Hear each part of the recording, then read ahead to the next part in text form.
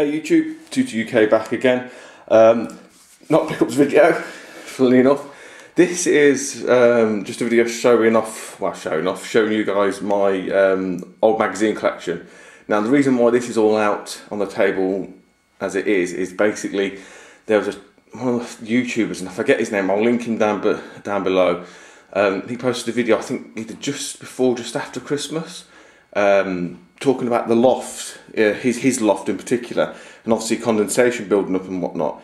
Now, it sort of stuck in the back of my mind, so I think last weekend I went up and had a look, and sure enough, yeah, I think basically because it's too well insulated, it's not venting, so mine was a nightmare scenario, and yeah, boxes were damp, etc.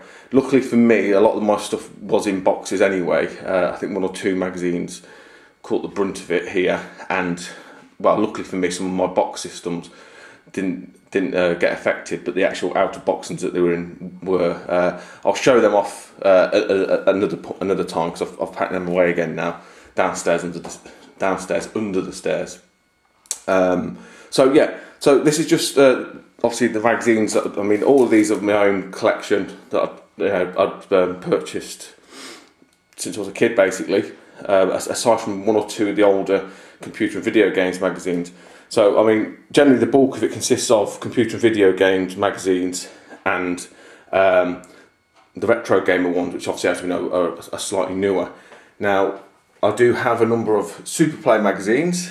I'm pretty damn sure I had near enough the full set of these, and I think I sold some on or gave some away when I sold my Super Nintendo when I was a kid. Well, I traded it actually for an Amiga, and I mean, we've all been absolutely regret it to the end of my life, no doubt. But in terms of the numbers I've got for Superplay, issue 2, 3, 5, and then from 24 up to 34. So you know, I'll probably be looking hopefully to pick or try and locate even some of them, because they are absolutely the best magazine, bar none. I mean, probably only the one that comes closest for me is actually Retro Gamer here.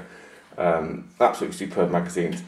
This isn't the complete Retro Gamer that I've got. Obviously, some of the sort of newer ones, I think from 70 onwards, they're in the games room here. But this is just the stuff from up in the loft.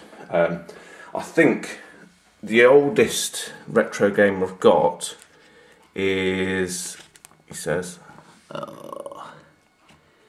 volume, yeah, here it is. It's the second release. I think it's when it changed. So I've got volume 2, issue 1. Now I think when it changed publishers, is it Image Publishing? So I think the first run was owned by a different company and they sold it on, I think. So the first 16 or 10 or something of the older publisher come with cover discs, and then obviously the new people took it over, re-released it, and I think they started off as volume 2, issue 1. So yeah, I don't have a complete collection of them, unfortunately, because I remember buying the odd one with a cover disc. I don't know what happened to that. They might have just gone for a wander. A couple of Nintendo magazines here. I did have more than this. I think I sold some of these on years back. Again, I don't really collect them, so there's just what's left over, really. These, obviously, if anyone's interested in these, you know, we can come to sort of arrangement or whatever. But yeah, got a couple. Buffy, Duke Nukem. I know that SNEStastic Pete picked a few of these up, so Pete, if you're watching, or anybody else, if you're interested, drop us a PM. You know, you might need them to complete a collection, or there might be a particular issue that stands out for you. So they're not really something that I collect for anyway, so you know, they're just the remnants of what was left over.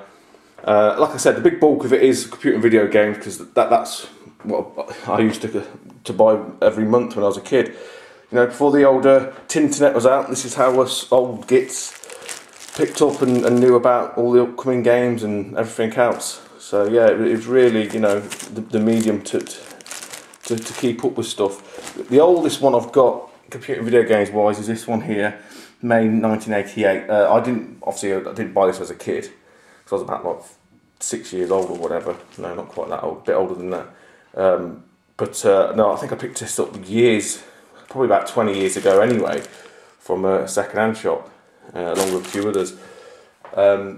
So yeah, I mean, yeah, I don't know if they're, well, they're probably worth something to somebody, but they're worth a lot more to me. Some of the standout-ish ones from the magazines are, like I say, these ones here, I've still got the holograms on them. You know, there's a, I don't know if you can see that. There's a Sonic one there. And then there's a Mario one there. Still all there, still, yeah, I think it's a Mario 3 on there. So, yeah, and then the other one, the other magazine I've got that's, I don't know if it's, again, if it's worth anything or not, but it's what would come when the handhelds really come into their own, saying November 1991. It's called Go magazine, and it's part of Computer Video Games. So yeah, I mean, you know, I thought I'd just share that with you before I get them all boxed up again and pop them away. The Super Plays I might keep out actually, because I'm definitely going to have a look through them. One of them issues, now I might not have it, but I was in there with a cheat code for cannon fodder on a Super Nintendo, so I'm going to be doing my damnedest to find that.